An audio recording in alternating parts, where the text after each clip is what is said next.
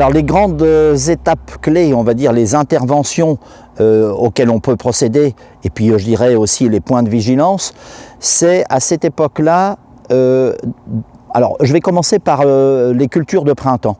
Nous sommes toujours tentés de travailler les sols précocement, d'aller le plus vite possible dans les champs.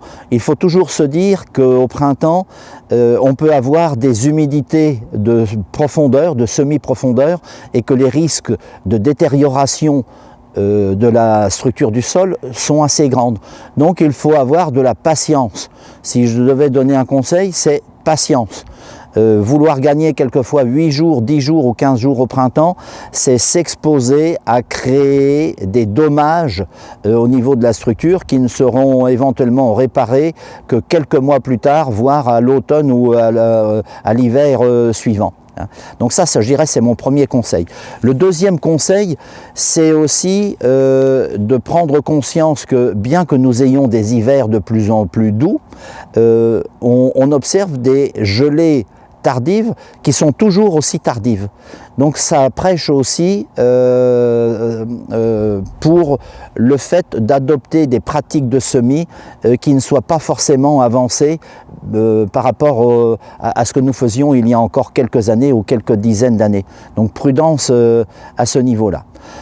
Ensuite, pour les cultures d'hiver, donc là ce qu'on vient de voir, ce sont les cultures de printemps. Pour les cultures d'hiver, je dirais qu'il faut veiller bien évidemment aux fertilisations azotées qui sont essentielles pour les blés, pour les orges, pour les colzas, etc.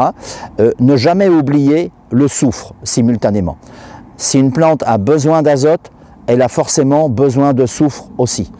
Grosso modo, on peut dire que 10 unités d'azote vont nécessiter 1 unité de soufre pour avoir une alimentation équilibrée et permettre aux plantes de construire ces protéines, de construire des aminogrammes, c'est-à-dire une combinaison d'acides aminés qui soit parfaitement équilibrée et qui génère chez cette plante justement une résistance aux différentes attaques fongiques ou même d'insectes. Ça, c'est évidemment un point crucial.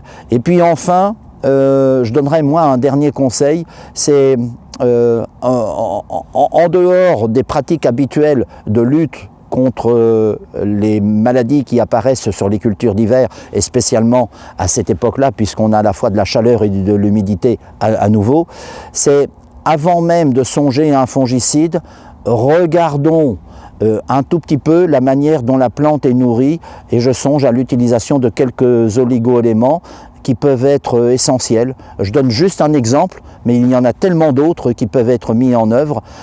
Si on a de la rouille jaune, le Puccinia striiformis, si on a de la rouille jaune, eh bien le bore est un élément essentiel et on arrive à maîtriser ce type de maladie-là par la nutrition. Donc moi, c'est ce que j'appelle la nutriprotection. Donc avant de songer aux médicaments, songeons à bien nourrir nos cultures et nos plantes.